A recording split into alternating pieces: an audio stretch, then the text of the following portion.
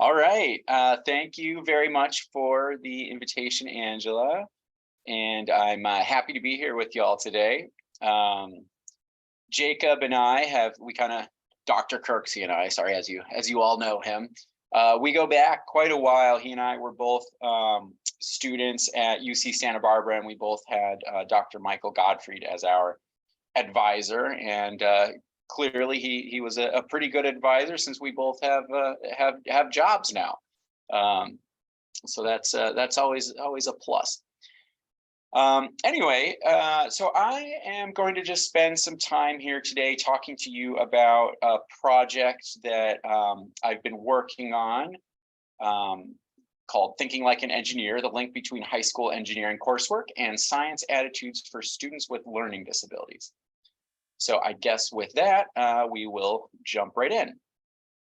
So there are a couple acronyms just I want to make sure everybody's familiar with, because you'll see these pop up here and there, and I'll may or may not refer to them in this way. Considering this is a talk about students with learning disabilities, anytime you see SWLD, that's just a reference to students with learning disabilities. CTE is career and technical education. ECTE, engineering focused career and technical education. STEM, which I'm sure you're all familiar with, science, technology, engineering, and mathematics. And then HSLS is a data set, the high school longitudinal study of 2009 that was put together at the Institute for Education Sciences in the Department of Education at the federal level. So this project that I'm going to talk to you about today is part of a broader project. As Angela mentioned, I have an NSF grant. And this one was titled The Path to College and Career, Exploring the Role of High School Engineering Courses for Students with Learning Disabilities. So I got this grant from NSF in a partnership with Ohio State University here, with myself as the lead, and then a colleague at the University of Pennsylvania. So we've been working on this project for the past year or so. We've got a few different projects going. So some of the big research questions that we're trying to answer under this grant were: what are the predictors of participating in engineering coursework in high school, particularly for students with learning disabilities? And then what is this link between participation in engineering coursework and a variety of pipeline outcomes? So development of STEM attitudes, SAT math performance, enrollment in college, majoring in engineering or STEM, and then eventually earning a STEM-related post-secondary credential. And then we were also looking at overall this link between participation in engineering coursework and career expectations. So that's kind of an overview of the broader project, this big 2-year grant that we got. And this topic today is just on one aspect of it. So with that in mind, there are a number of issues that we kind of see across the country with relation to engineering and STEM. So for one, there's a need for engineering and more generally STEM trained individuals. Across the country, there are some engineering fields that are predicted to see an increase in demand up to 23%. So there's going to be this huge need for engineers trained in certain areas. However, at the same time, there's kind of been this decline in the actual number of students who are majoring in STEM or even going in to study STEM in post-secondary education. So you see this increase in demand and kind of a decrease in potentially in the supply. So not only is there this need for more engineers and STEM trained individuals, but these fields are actually really quite lucrative. They have high levels of remuneration. The average salaries and the median salaries for engineers is significantly higher than for a vast majority of careers in the United States. So training people, not only is it good for the economy, it's good for the individuals themselves, because they might have a really high paying job. A second issue is that students with learning disabilities, and this is just one group, but students with learning disabilities are underrepresented in STEM fields. And so what we've seen is that this begins in high school, maybe even before, but students with learning disabilities are less likely to participate in advanced math and science coursework than their general education peers.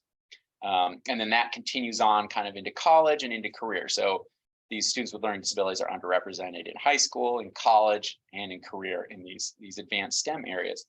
And one reason may be that students with learning disabilities have particular difficulties potentially with traditional STEM coursework due to kind of this misalignment between practiced instructional strategies. So a lot of times when you're sitting in a traditional math class or traditional science class, a lot of it would be very theoretical, very abstract. So that would be the practiced instructional strategy. And then this misalignment with the strategies that might be most effective for students with learning disabilities. So use of multiple senses, lots of hands-on experiences, lots of demonstrations by the instructor. And then also we see that there's this need to develop positive attitudes towards STEM. And this is essential in encouraging persistence along the STEM pathway and ultimately participation and success in this area. So in general, we've seen that students with learning disabilities tend to exhibit lower levels in these key STEM attitudes, which I'll get into in a little bit, than their general education peers. And this may be one reason that they are underrepresented at various stops and various points along the STEM pipeline. So what might a solution be? Is there a way to encourage students with learning disabilities to persist along the engineering and STEM pathway? Maybe some type of education that emphasizes hands-on and applied learning opportunities. This could be some type of engineering courses with more hands-on approaches and a career-related focus. So that gets us into kind of the main crux of this study. So here are the three research questions that we were trying to answer. So first of all, do students with learning disabilities take ECTE, remember that's engineering, career, and technical education courses, in the early years of high school at different rates compared to students without learning disabilities? So are students with learning disabilities underrepresented in these courses? The second one, what is the relationship between early ECTE course taking and science attitudes, which we, in this case, are thinking of as self-efficacy, utility, and identity? And again, does this relationship differ for students with and without learning disabilities? And then how do specific engineering expectations change with respect to enrollment in this coursework? And does this relationship differ for students with and without learning disabilities? So the three kind of big things that we're looking at are participation in these engineering courses, development of these science attitudes, and identification of career interest in engineering. So let's talk a little bit about CTE generally. So across the country, kind of, there's been this growing interest in CTE as an option for students. There's been work by the federal government and by state governments and local school districts to destigmatize CTE. So as many of you may know or may think of CTE, there's a long history of kind of a thought that it's a less than option for students who maybe couldn't perform as well in academic coursework or who were just going to go straight into the careers right after high school. But there's been work to kind of identify that it should be an option for everyone to prepare for both college and career, regardless of which path you want to go on. It's meant to be with some of the recent reauthorizations of, it's called the Perkins Act, is the federal act that governs career and technical education.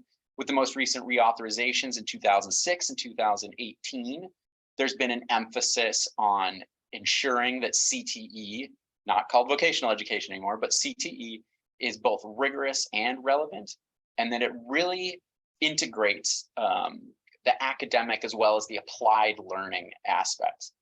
There's also been a really strong advocacy for apprenticeships and work-based learning in these areas. CTE is associated with a bunch of improved outcomes for students, whether that's related to higher wages, higher probability of employment, more likely to graduate, so on. There's also been an increased interest in career and technical education because of the growing desire to kind of identify this connection between educational programs and workforce readiness. Career and technical education by design is meant to prepare students for a career, and whether or not that happens directly after high school or after some level of post-secondary education. It's meant to be kind of a continuation, kind of really help students identify what those careers, what they can do in those careers.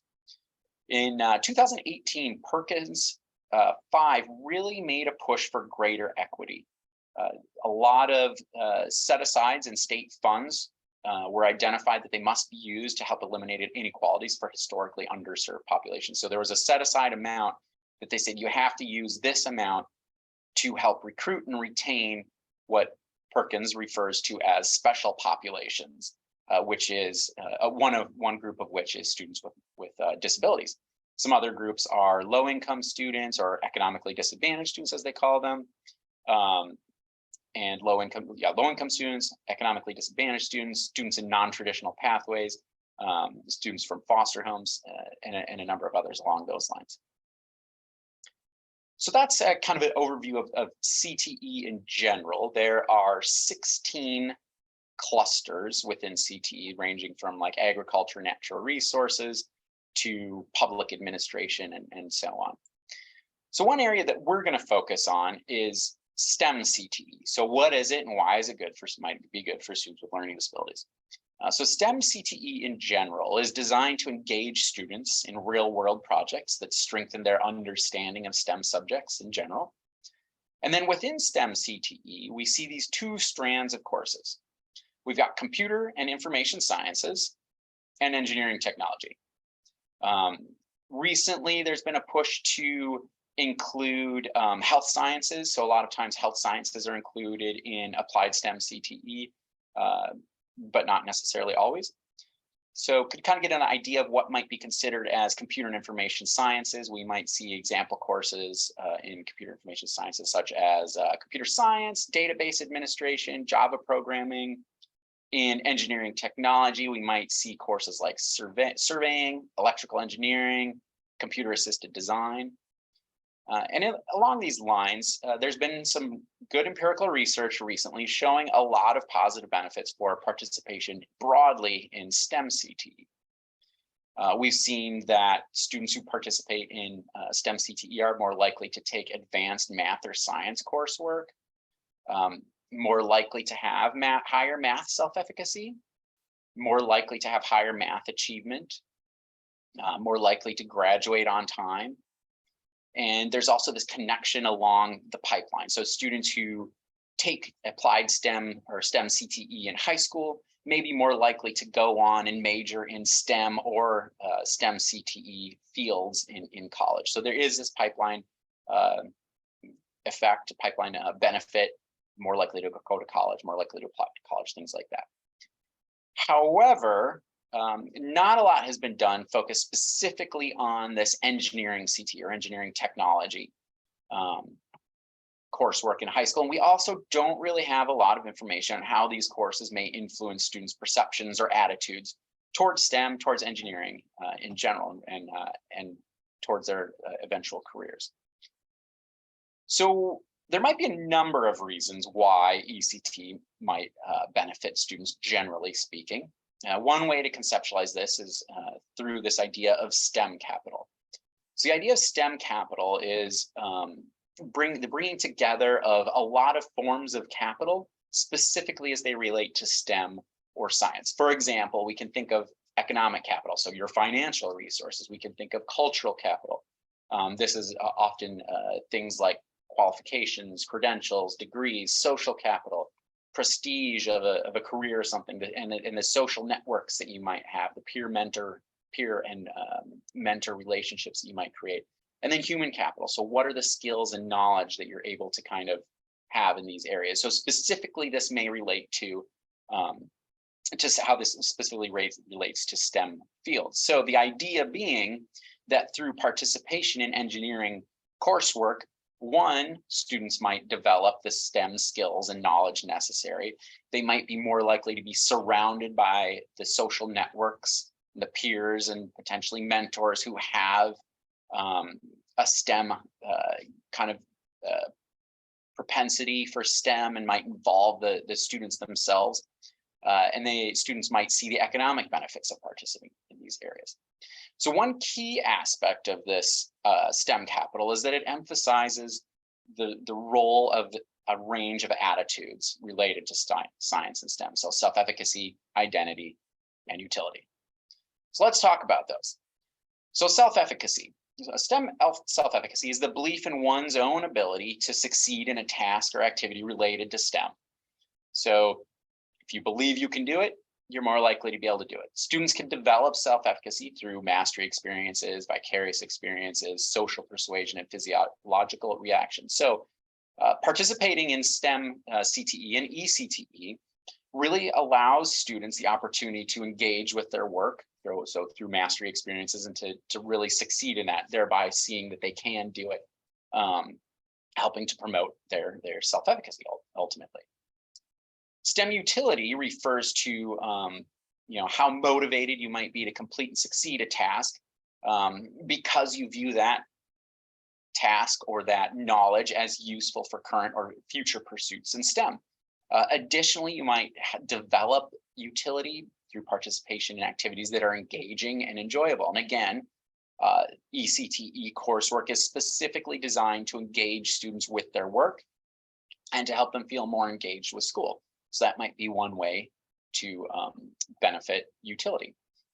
The next one is this idea of STEM identity. So it's the extent to which an individual sees him or herself and as recognized by others as a member of the STEM community or discipline. So individuals who view themselves as STEM people, I am a STEM person, or others view me as a STEM person, might be more likely to have higher levels of STEM identity. And again, eCTE might be one way to help develop that STEM identity because, again, they're participating in these activities, mastery experiences, and seeing that they can do it. Say, oh, you know what, I can do this. Maybe I am a STEM person after all. And then finally, we have career expectations. So this is a kind of a measure of your interest in STEM. And again, so participating in eCTE, students may see that there is a lot of relevance between what they're doing in the classroom and what potential future opportunities may bring. So why might these courses relate to higher STEM attitudes and engineering expectations, specifically for students with learning disabilities? So first of all, we have the students with learning disabilities enroll in STEM CTE courses in high school. These courses link to traditional STEM coursework. So again, I talked a little bit about kind of this desire to integrate academic and applied work. So connecting academic STEM to future relevance, enhancing problem solving, quantitative reasoning, critical thinking. So there's this link between what they're doing in these eCTE courses and how it supports what they might have learned in their traditional STEM courses, whether it's through applied coursework that applies the concepts and abstract theories, or through simply just this hands-on learning that allows them to practice and enhance their problem solving. Relatedly, again, theory to practice. So they're having the opportunity to experience things versus reading and learning about things through text-based mastery experiences. And then there's this idea that the instructional practices in CTE coursework better align with the accommodations that students with learning disabilities most need. Multiple senses, hands-on experiences, more demonstrations by the teachers. So through all these kind of different aspects, we might see kind of this development of these key STEM attitudes. So ultimately, they're increasing their STEM capital, furthering their STEM pursuits. Maybe they'll be more likely to pursue STEM in the future in college and into career. So this is kind of a background for what we were doing, and recall our three questions looking at who participated in eCTE, what the attitudinal differences were after participation in eCTE, and how career expectations may have changed. So to address these questions, I used data from the high school longitudinal survey of 2009. The students in this survey were sampled in the fall of 2009, meant to be a nationally representative sample. They were resurveyed again in the spring of 2012, the fall of 2013, and finally the most recent actual survey with students was in the spring of 2016. So that was 3 years after their anticipated graduation date. Across the academic year of 2013-14, the survey collectors also added high school transcripts, which is key to this study because it allows us to see how many credits individual students earned in various coursework, such as engineering, career and technical education. The full study included more than 23,000 students. Our final analytic sample, so those with non-zero weights and who had non-missing outcome measures, there were 13,600 students, and just over 1,000 of them were identified as students with learning disabilities. Again, it was nationally representative. There were 900 schools represented from across the country, ranging from large public comprehensive to small private schools. So everything was attempted to be included. And again, so to account for potential missing variables and missing values, we used multiple imputation. So here are the outcomes that we were specifically interested in. Again, ECTE participation. So this was just a binary outcome looking at whether or not students participated in engineering coursework. The STEM attitudes in the 11th grade. So at that 2012, the spring of 2012 resurvey. So what were their attitudes related to science self-efficacy, science utility, and science identity? And then what were their engineering career expectations as expressed in that 11th grade or anticipated 11th grade? And then again at the final checkup in 2016. So did they maintain those career expectations? We had a few variables of interest: their learning disability status, so whether they were identified as having a learning disability. We looked at this in a couple of ways. So there's the opportunity to look at whether or not a student had an IEP, an individualized education plan, and on that plan, if it identified whether their disability was related to learning disability. We also looked at the parent responses as to whether a student had ever, or whether the parent had ever been told that the student had a specific learning disability. So we looked at both of these because it's possible that parents were told that their students had a learning disability, and those parents may have decided that they didn't want their student to have an IEP for, again, maybe for stigma reasons. And so by including that in there, we're able to still include the students who had these issues with learning for whom CTE may be appropriate. So that helped to kind of make sure we're getting at the appropriate population. And then again, another variable of interest was ECTE participation. So we looked at the number of credits earned up through the 11th grade, because that was the when they did the final survey in high school. We had a range of control variables that we included in here as well. So for at the individual context, socio-demographic variables like gender, race, ethnicity, socioeconomic status, family arrangement, and highest parental education. A range of academic history and attitudes, 9th grade GPA, academic credits earned, other CTE credits earned, whether they took advanced math in 8th grade, post-secondary expectations, and then those baseline science attitudes. So we wanted to make sure that we were accounting for how they were coming into high school thinking about science, so that we wouldn't just look at where they were in the 11th grade.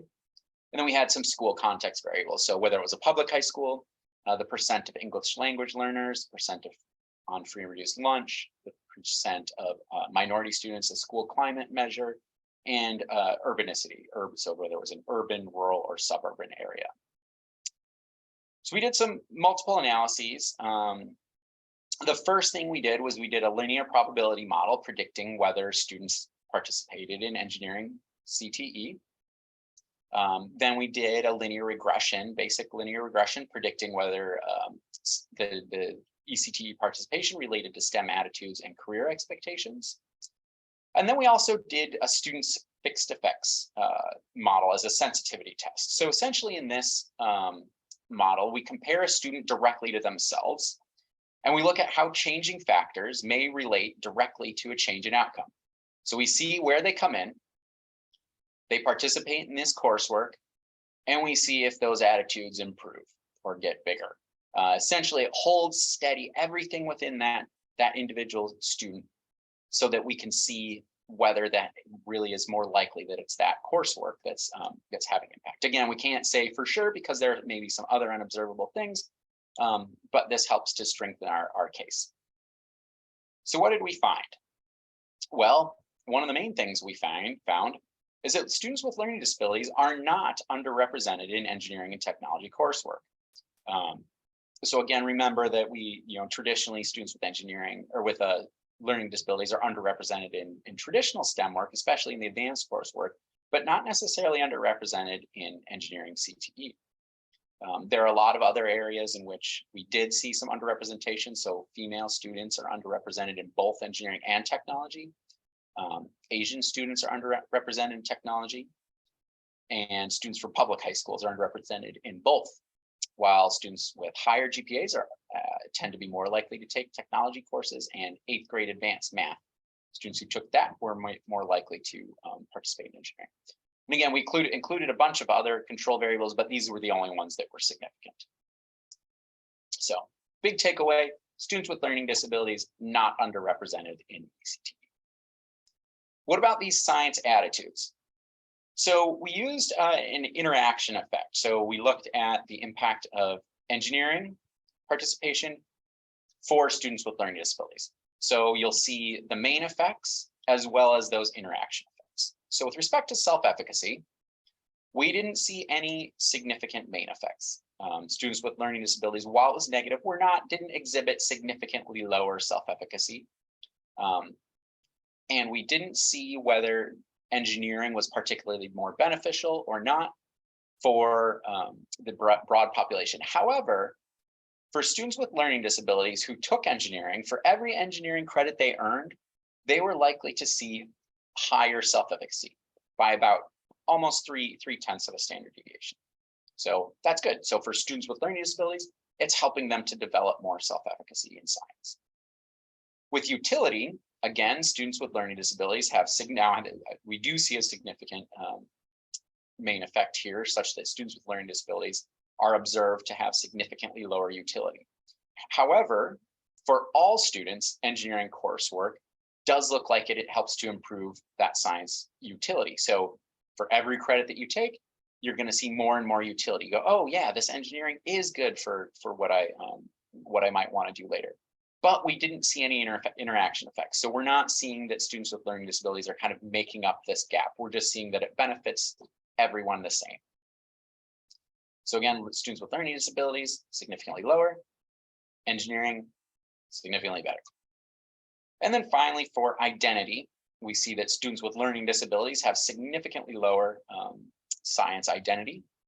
But we do see that students with learning disabilities who take these engineering courses, for every engineering course they take, for a credit they earn, they're more likely to have higher and higher levels of science identity. So that's maybe helping to make up some of that potential gap with the general education population. What about engineering expectations?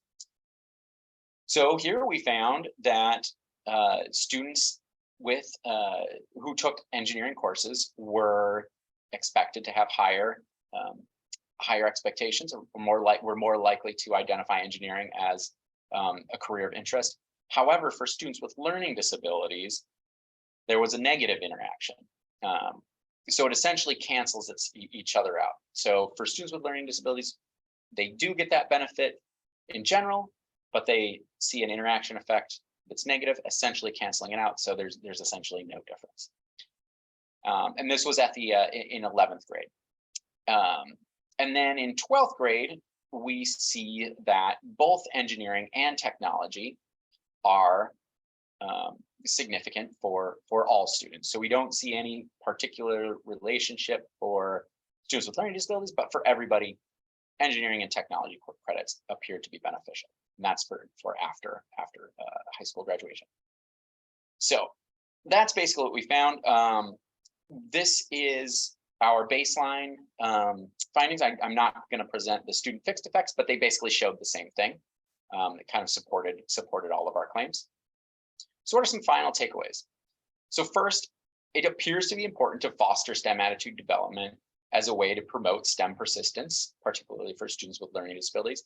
We saw that they tended to have lower levels of STEM attitudes, so potentially finding ways to support these attitudes might be a way to convince students and to encourage them to persist in these areas. ECTE courses might be one approach that that we could help students develop these STEM attitudes, and there's been some positive findings in other areas, again, related to high school graduation, college application, college enrollment. So STEM attitudinal development would make sense as one way. Notably, students with learning disabilities are not underrepresented in ECTE, though they may be in traditional STEM coursework. So perhaps this is a way to kind of make up for some of that underrepresentation in some of the traditional STEM fields. ECTE appears to be particularly beneficial for students with learning disabilities in helping develop self-efficacy and science identity. So they're believing that they can succeed in science, and they're feeling more like science people through participation in these courses.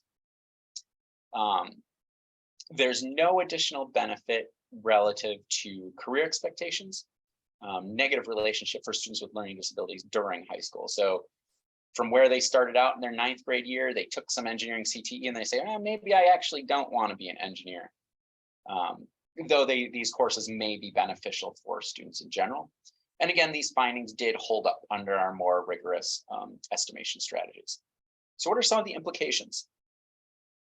So finding ways to encourage participation in rigorous ECTE coursework may help encourage STEM pathway persistence. This might be for students with learning disabilities as well as for other students in general. We clearly still need to consider ways to smooth the transitions. Students with learning disabilities are obviously still underrepresented in so particularly engineering fields in college. Focusing on STEM attitude development, particularly self-efficacy and identity through ECTE, may be one way to help smooth this transition. And finally, ECTE and career and technical education more generally are designed to be engaging and meet the accommodations for many students with learning disabilities. So finding opportunities to participate in such experiential learning may be key in enhancing learning in challenging fields. And one kind of final thing I want to bring up is this idea that we didn't see any benefit in utility for students with learning disabilities. And this may be one of the key things that we have to figure out how to develop that, to help them develop utility in order to see why they should continue on in that field. So an implication is how to potentially enhance these ECTE courses to ensure that they're really being viewed as a relevant and truly a true option for students to continue along these pathways. So as I mentioned, this study that I just spoke about is part of a broader project. And so there are a few next steps that we have. So currently working on a few additional follow-ups to this one being college readiness and preparation. So how does ECTE help prepare students with learning disabilities for college? By looking at whether they're more likely to participate in dual enrollment courses, whether it improves their math SAT scores, whether they're more likely to apply to college, and whether they may be more likely to complete the FAFSA. Spoiler alert, benefits across the board, yay. And then we're also working on a paper looking at college participation. So whether or not they actually enroll and earn college credits, whether or not they're more likely to major in STEM or to at least declare a STEM major, and whether or not they choose to attend a more selective school. So again, engineering courses of study in college tend to be more selective. So we might see that students who participate in engineering would be more likely to try to get into some of these more selective colleges. And then a future study might be looking at an exploration of the attitudinal predictors of ECTE participation. So kind of a reverse of what we've done here. Are students who have higher self-efficacy, STEM identity, and utility in the first place more likely to engage in these areas of ECTE participation? So that is all I've got for you all today. Thank you for listening, and I am more than open for any questions.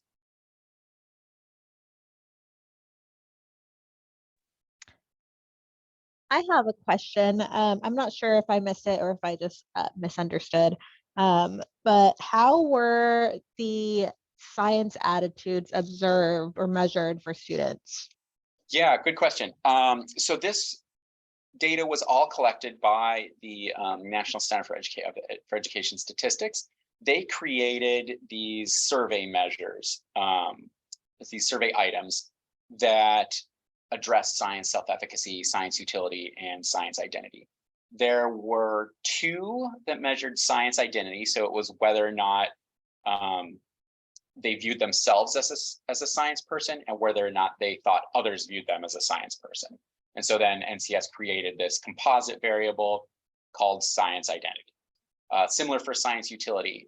My science coursework is useful for what I do in high school. My science coursework will be useful for what I do in college. My science coursework will be useful for what I do as a career. And then science self-efficacy. I believe that I can succeed on my science homework. I believe that I can do well on my science tests. And then I think the last one was I understand all the material in my science textbook. I think those were the three. So yeah, it was all created by NCES. And they created these composite variables looking at that. That's interesting. I was curious because since your target population that you're studying is, students with disabilities, and just, the concept of neurodivergence and whether the survey and those measures were, designed with that in mind, right? With like a neurotypical student might look at that question and perceive it differently than a neurodivergent student.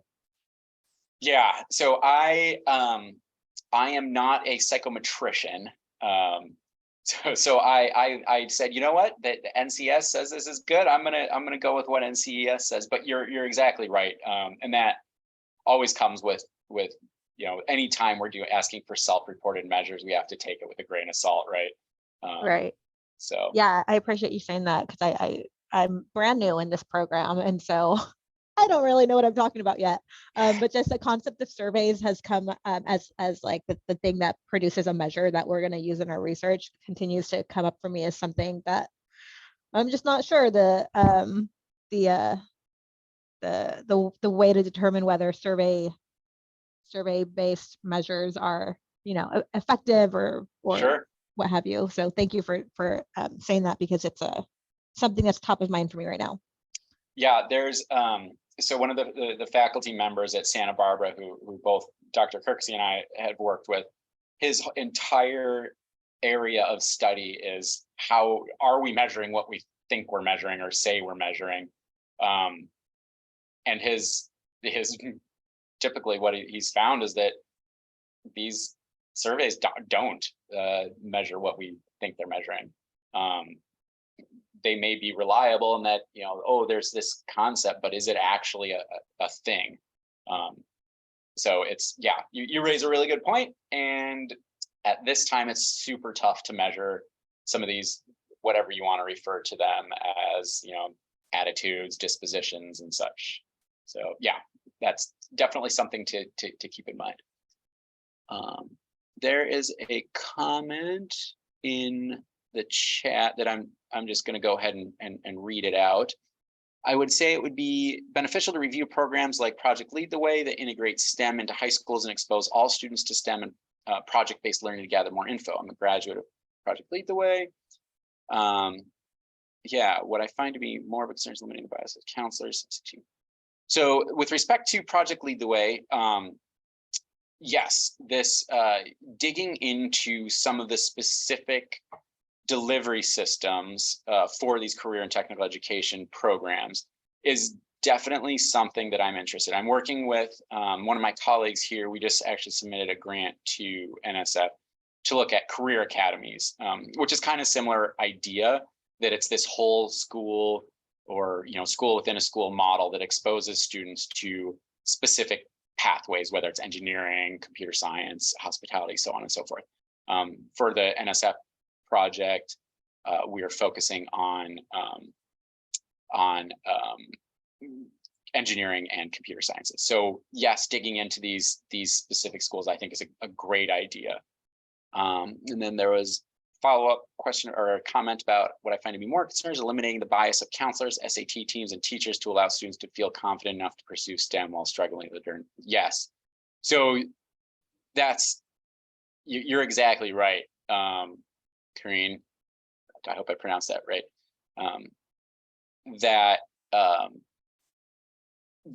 That really, when it comes down to it, it's the attitude of teachers, counselors, parents, that these are, that students with learning disabilities can succeed in these areas, right? Like, as opposed to being pushed off and saying, oh, I don't think you're going to be able to do that.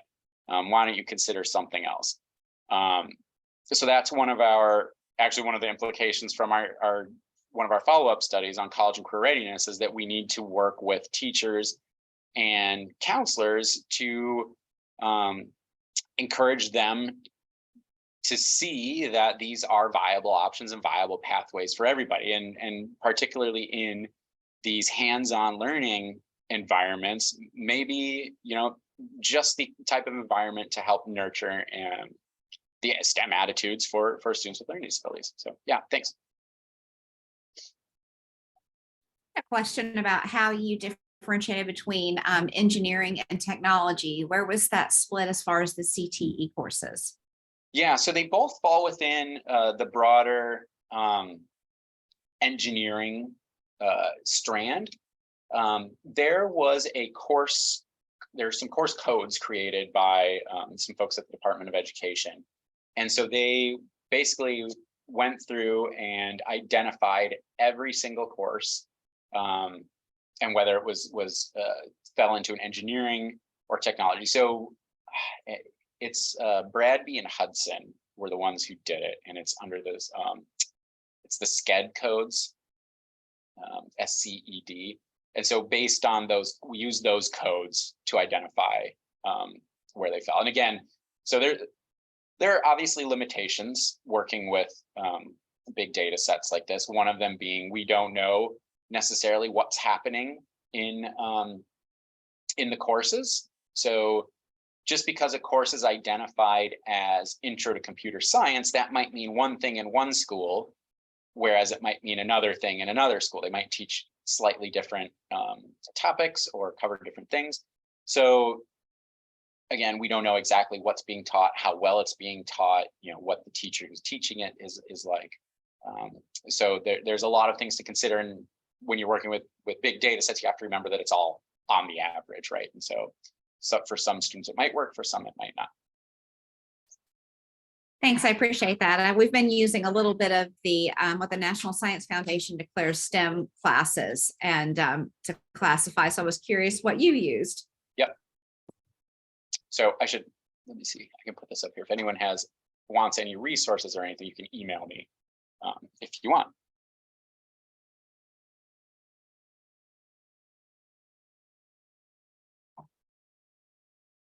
I have another question. I mean, it looks like this idea of attending to students' dispositions, obviously in your study, has showed positive effects for students with learning disabilities, but also we see it, like I live in California, right? And all of our schools now are pushing the Common Core supplemental, like habits of mind and things like that, but they're not actually, as you know, like integrated into the standards or measurable things that we hold educators and students accountable to. What are your thoughts on that, given the importance of dispositions, to actually like make them accountable to those things in some extent?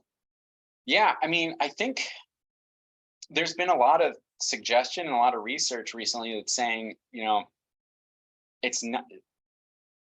I don't remember the facts of the War of 1812, right? But I learned that at some point.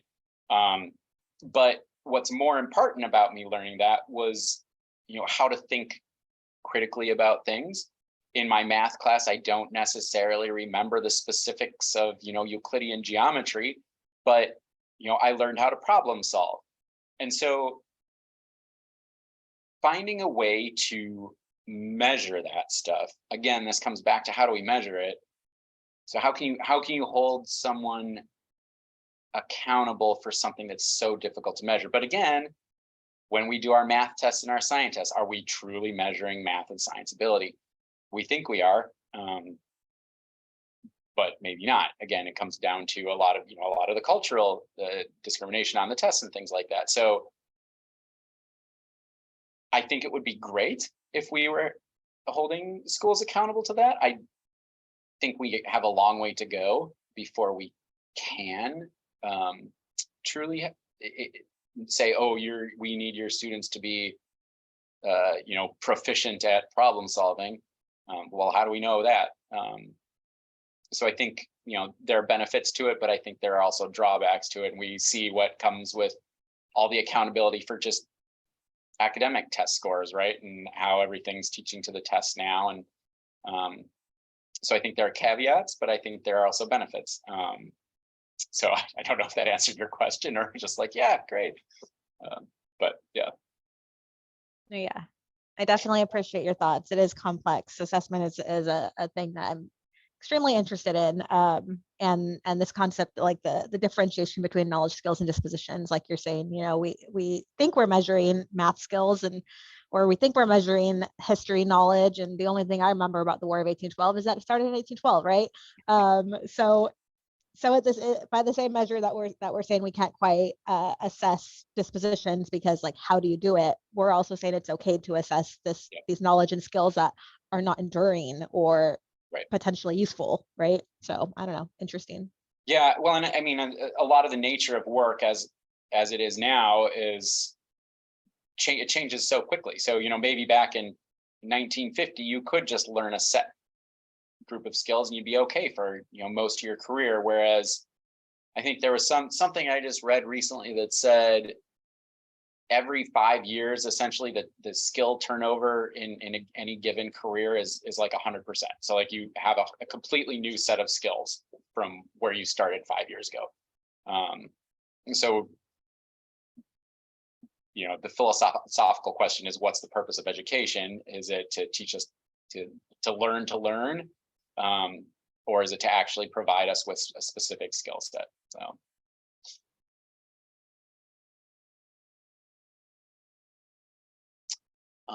Kareen asked, mentioned that variations of learning disability can cause a big difference in efficacy as well. How are you selecting what disability and to what degree to gather the data? So again, this comes back to the data that we have accessible and what we can see. We can't identify what specific learning disability a student might have, whether it's related to dysgraphia, dyslexia, so on. We just see if a parent was told that their student had a learning disability. So you're right, this is super difficult to get at. And again, we just have to go on the averages and say this is, this appears to be what we're seeing for this group on average. Yeah, measuring stuff is super difficult, but yeah.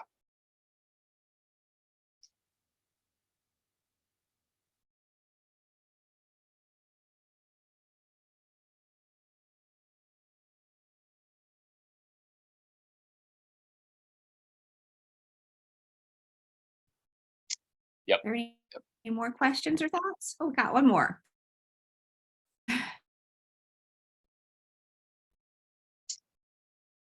So hopefully this study, it's under review right now. Hopefully it'll be out one of these days, and yeah, then everybody can read it. Or we need to. You've already heard about it, so there you go. It'll be great to follow up and get all the pertinent details from your study. Yeah. Well, thanks everyone for joining, and yeah, have a great afternoon. Yeah, thank you, everyone.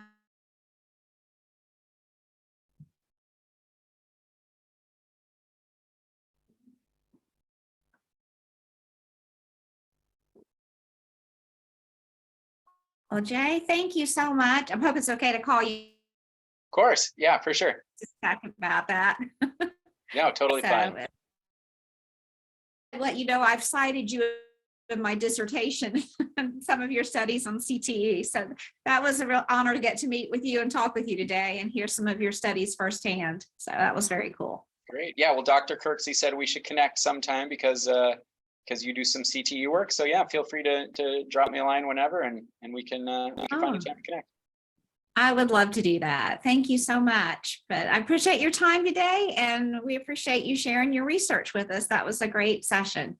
My pleasure. Take care. All right, you too, Jay. Thanks so Bye. much. Do you need anything from me before you sign off, or I think I'm good. All good. All right. Well, have a Thank you. great afternoon. You too. Okay. Bye. Bye-bye.